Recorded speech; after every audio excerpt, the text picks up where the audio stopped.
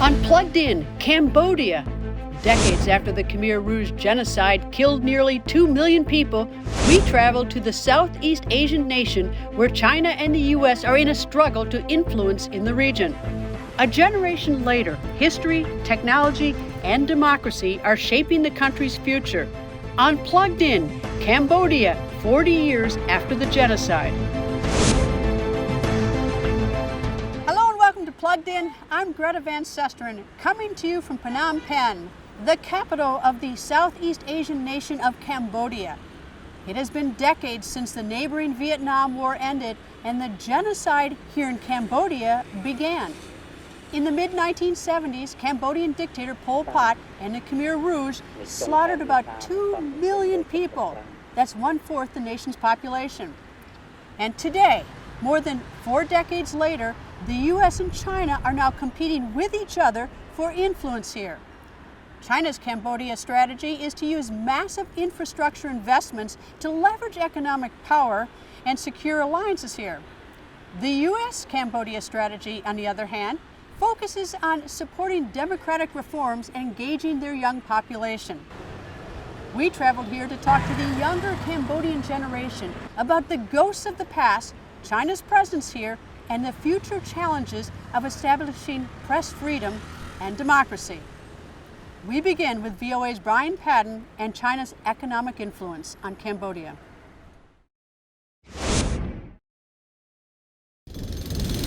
In the Cambodian port city of Sihanoukville, construction continues on over 1,000 high-rise buildings that have broken ground since 2017, funded in large part by Chinese private investment. With plans to open over 100 casinos, Chinese investors hope to convert this once quiet seaside resort area into a gambling destination to rival Macau and Las Vegas. But local resentment is building over the number of Chinese workers being brought in to fill the higher wage jobs. Chinese business owners say there are just not enough skilled workers in Cambodia. I am a boss. I prefer to use Cambodian labor. I don't want to recruit workers from China because it's more expensive. The Chinese government is providing $4 billion in development assistance loans to improve Cambodia's infrastructure, expand its seaport, and build a new expressway between Sihanoukville and the capital Phnom Penh. The growth of over 160 Chinese-owned manufacturing companies in the country has created an estimated 20,000 new jobs for Cambodians that pay about $8 a day, which is more than they would make working in the rice fields. The work here and at home is not that different. At home, the work is under the hot sun, but here, it's in the shade. These mostly garment and furniture factories in Southeast Asia also help Chinese-owned companies avoid possible U.S. tariffs imposed on Beijing. Cambodian Prime Minister Hun Sen has welcomed Chinese aid and investment that does not link funding to democracy building and fighting corruption as assistance from the U.S. and Western nations do. But China's backing, human rights activists say, is helping Hun Sen tighten his authoritarian grip on power. The Prime Minister can rule without regard for U.S. and European sanctions imposed for banning the opposition National Rescue Party and cracking down on independent media ahead of his election victory last year. And critics say it has bought Phnom Penh's support on regional security issues, backing Beijing's claims to the South China Sea and opposing both Taiwan's independence and Hong Kong's call for greater autonomy. However, supporters of Chinese investment dispute any assertion that Beijing has purchased Phnom Penh's loyalty. Cambodia is not belong to China. Cambodia is not belong to the other country. Cambodia is Cambodia. Still, there are concerns that Cambodia's increasing debt will keep it dependent on China to avoid a financial crisis after the construction boom ends. Brian Padden, VOA News, Sihanoukville. Youth is king in the kingdom of Cambodia. Hello. Hello. Hello. Young people are everywhere, and there are plenty of smiles to go around. Everything from majestic temples to colorful food markets. You want fresh seafood? No problem here. It's easy to see why tourism is on the rise in Cambodia. And the most popular way to get around is by tuk-tuk. Cambodia is still a developing nation, but progress is being made, slowly but surely. Haunting the future of Cambodia is its violent past. It's been 20 years since the last of the Khmer Rouge leaders either died or were arrested. A tribunal for the leaders of the genocide has resulted in only 3 convictions in the court's 12 years. Around this nation, human rights organizations have discovered nearly 24,000 mass graves. While in Cambodia, I met with Yuk Chang, the director of the Documentation Center of Cambodia. He was 15 years old when he was jailed and tortured by the Khmer Rouge. For more than 2 decades, Mr. Chang has collected evidence of the genocide. What's it like now for everybody? Well, we have to understand our history so that we can control the futures. But this is a most difficult history, a complex history. And that's why I can understand how complex it is. I've been through, I lived through it, and I worked through it for decades, so I can understand. So that's why I think that understanding is the most significant, so that to rebuild the society, and everyone have to understand. And that's why I focus so much on education after the tribunals. It's always helped to bring us closer through an understanding. Well, it's a very young population here. It's compulsory. But what? What's compulsory? The teaching of the Khmer Rouge history. It's compulsory. Now. So people are openly talk about the atrocities Yes. and the genocide. Yeah. I think, it's always easy to talk about somebody else, but not your own. Like I never speak to my mom, for example. It always speak about other people that I research on, for example.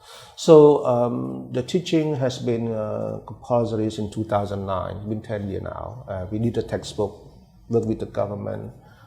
From grade 7 to 12, have to study the Khmer history.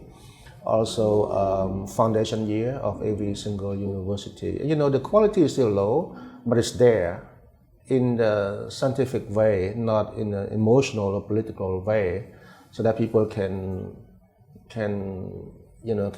search for their own answer.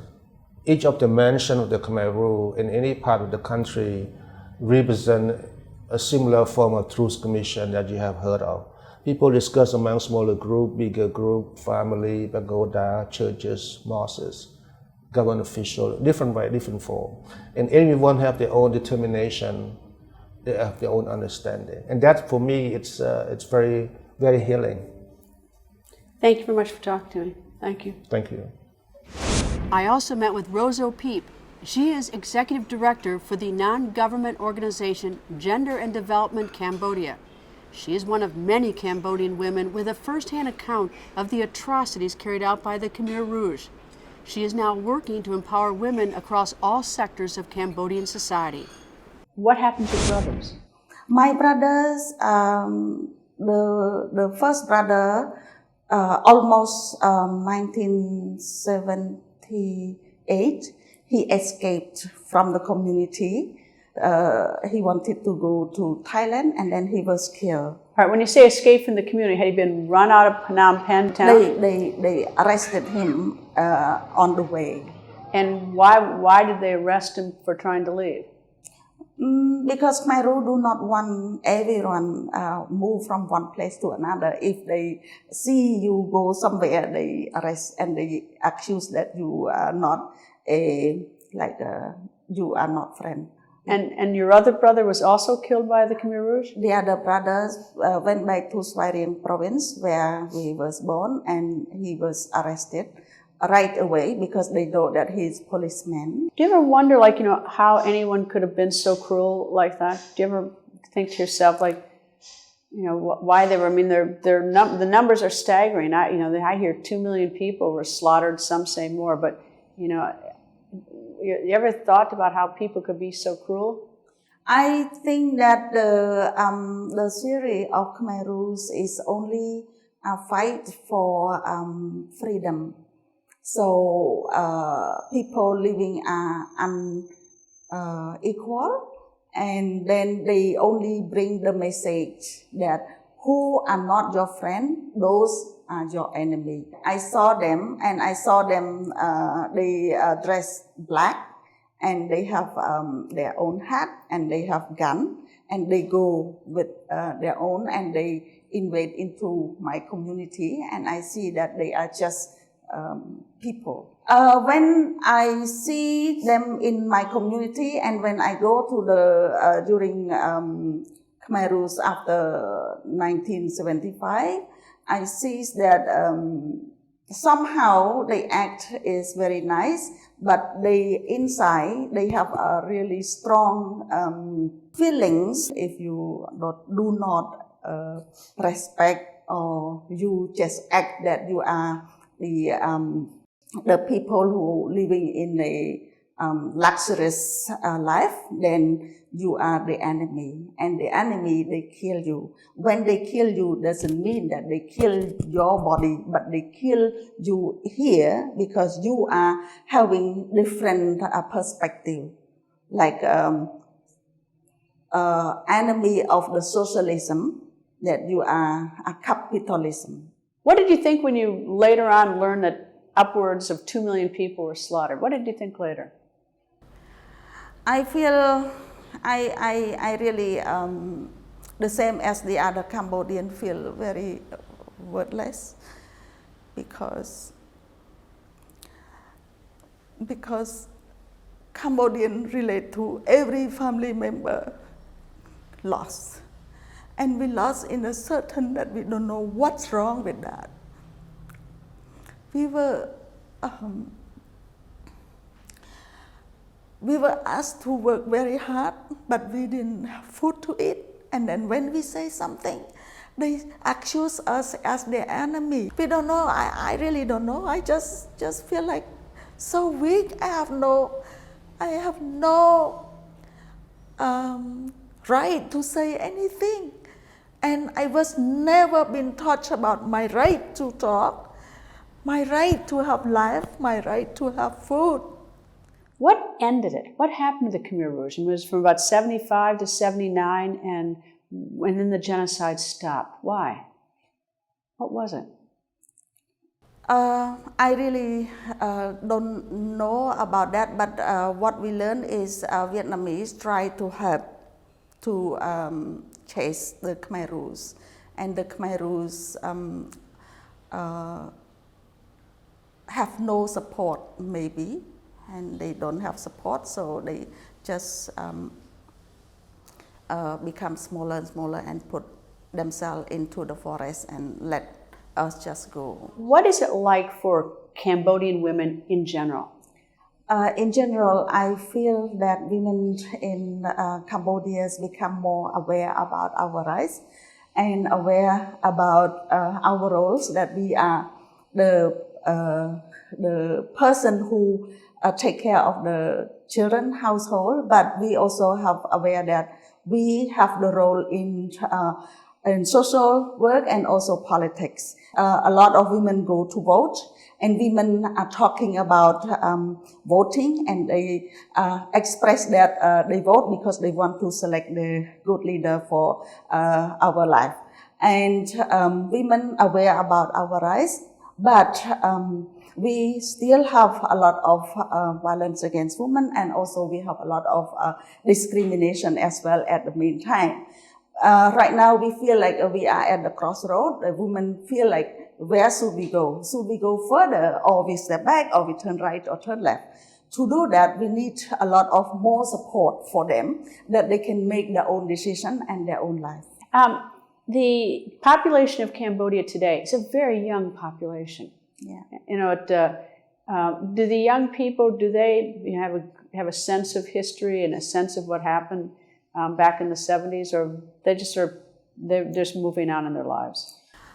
I feel so sad about this because Cambodians return back. We don't have the program to learn about Khmer Rouge. And this is part of something that is buried, that the young generation have no opportunity to learn about this history. We just know that Khmer Rouge, we know that Genocide Museum, we know Genocide, we know something like that, and we hear from each other. But for study and analyze about what is the reason and why people become like that, it is part of this is missing. So this is really sad. Is Cambodia sort of in a good place, as they say? I mean, you're recovering from this? For us, I really feel like nowhere like my own country. Even there's a lot of challenge, but still love my country. While the U.S. presses Cambodia for democratic reforms, there is increasing concern that Prime Minister Hun Sen is aligning himself closer to Chinese autocracy. Hun Sen is the world's longest-serving prime minister. He's been in power here since 1985. Recently, he has gotten help from neighboring Malaysia and Thailand in cracking down on opposition voices. Pai Si-pan is a government spokesperson. He agreed to speak to us. There seems to be a lot of Chinese investment in this city. Am I right? And why do you think there's so much investment from China? Well, like I share with you, stability, peace, and our policy very friendly to investors. Not Chinese, like Japanese, as well as the South Korea, they are here too. And we saw a number of British, they come here too. But the amount in Chinese, the first ranked. Cambodian ourselves is second ranked of investment of the construction. What about the United States? How would you characterize or describe the investment of the United States well, here? the United States pay too much politics. They don't engage in economy that much. The Prime Minister has said that the difference between China and the United States is that China doesn't have strings attached to investment and to dealing with the Cambodian government, meaning things like human rights, things that the United States are leaning more towards democracy, that the United States has too many strings attached. Is that the way you see this? Well, everyone understand and know exactly what the United States want and what the China want. China wants to deal only money, business. So they don't talking about something else. But United States is a good friend to Cambodia. They want to see something like a parallel to what they want as a freedom and democracy. They want to tell Cambodia to do that.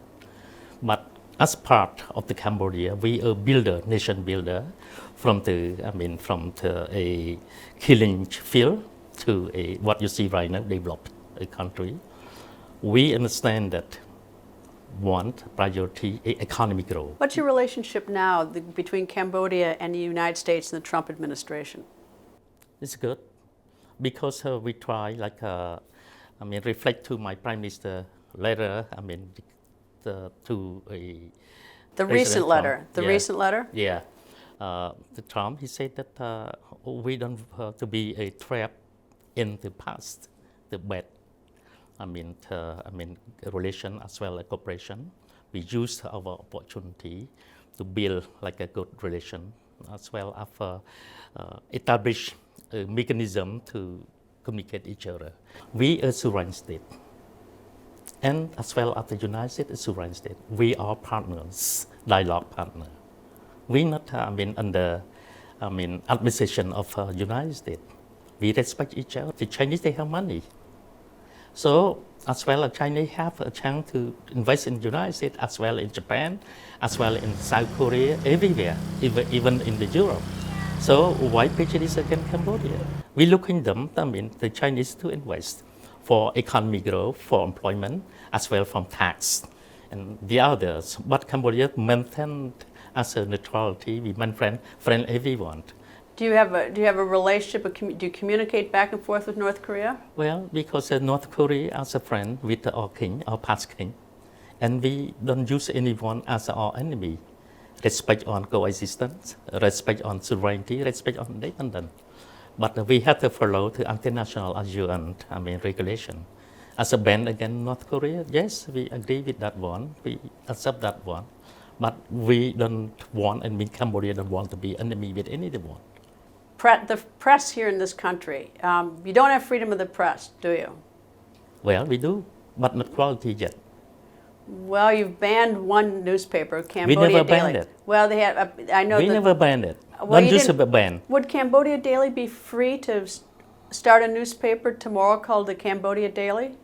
Well, they have to come out to with the Ministry of Information, fill out all paperwork that they're supposed to do. Fill out what? Paperwork. And what does the paperwork say? A request for, the licensing to operate.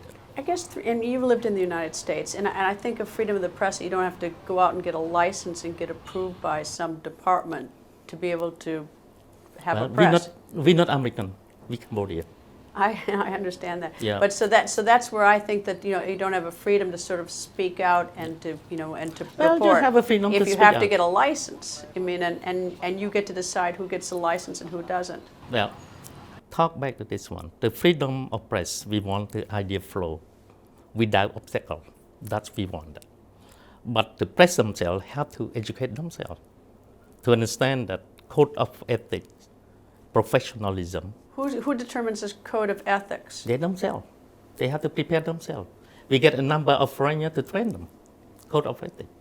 And a number of times that CNN, Al Jazeera, you, and number of BBC, they come here.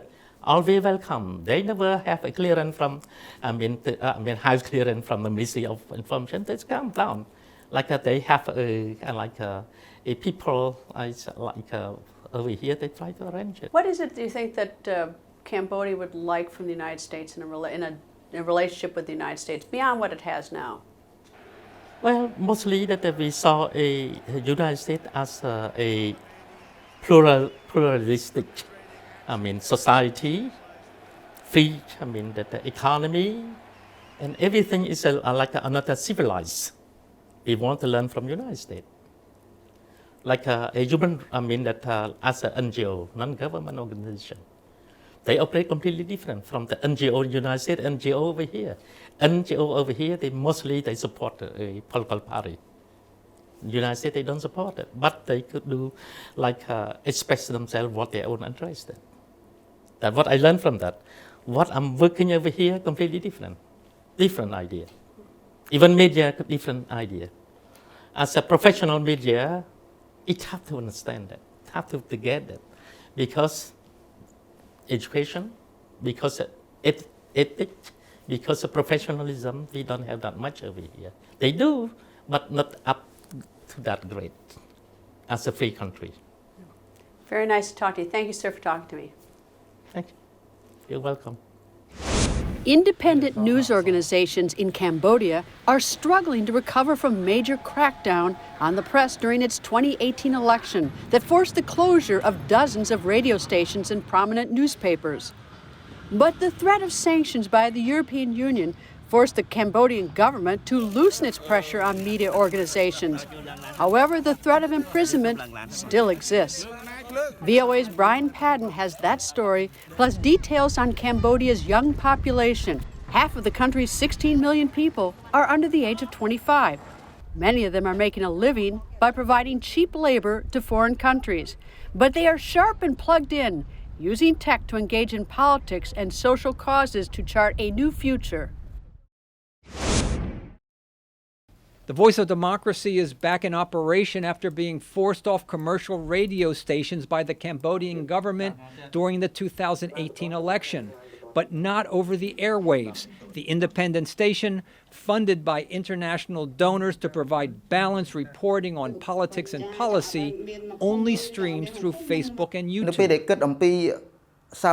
We just report like we did before. I can't say whether it is good or bad, but let the audience decide to what extent we have done so far. Voice of America is also in negotiations with local radio stations to get back on the air after recently being granted a broadcast license. The English-language Cambodian Daily is another casualty of the media crackdown. So is the independent Phnom Penh Post, taken over by a company that had worked for the government, and Radio Free Asia shut down its Cambodia bureau after the government charged the U.S. broadcaster with millions of dollars in taxes. 2 Radio Free Asia journalists imprisoned for 10 months on charges of espionage are free, at least for now. Our case still pending at court, and after the trial, the long trial, the court say they want to reinvestigate more. Actually, when the court cannot find anything, they should drop our cases. Human Rights Watch called the charges against them baseless and said they were part of the government's campaign to silence all critical reporting in the country. Yet government supporters accuse Radio Free Asia and other foreign media of being foreign agents aligned with government opponents in Cambodia. The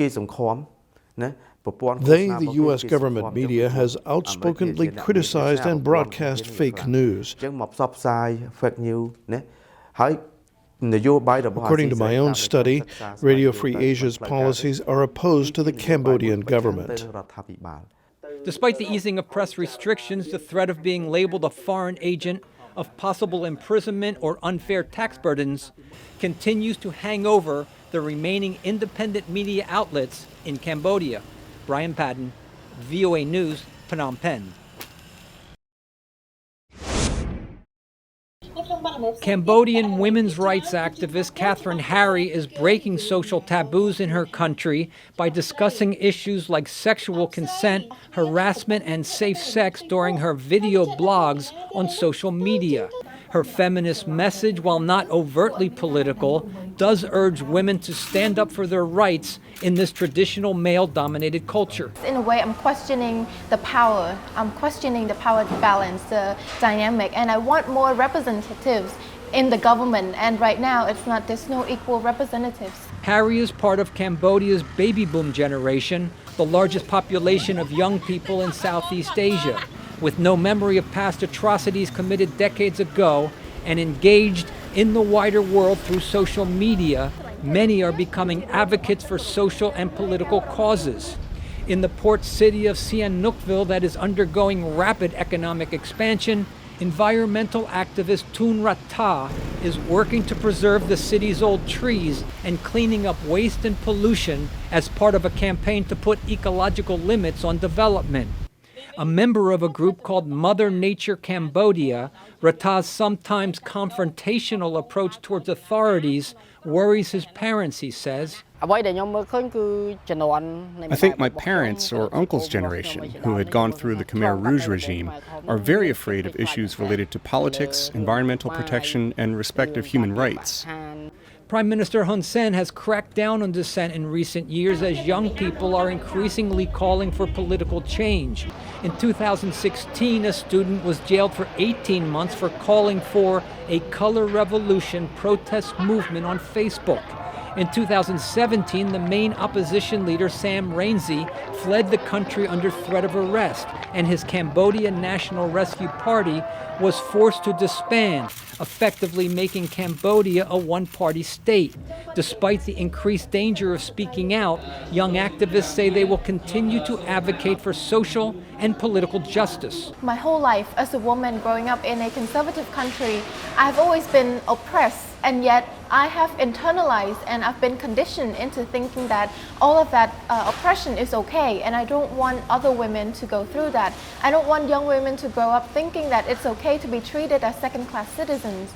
And Harry and others say it is only a matter of time before the old social and political order gives way to the new majority. Brian Padden, VOA News, Phnom Penh. That's all the time we have for this episode of Plugged In Cambodia. Thank you for watching, and a special thank you to the VOA Khmer service for their help and expertise. And don't forget to follow me on Twitter and Facebook at Greta. We'll see you next week.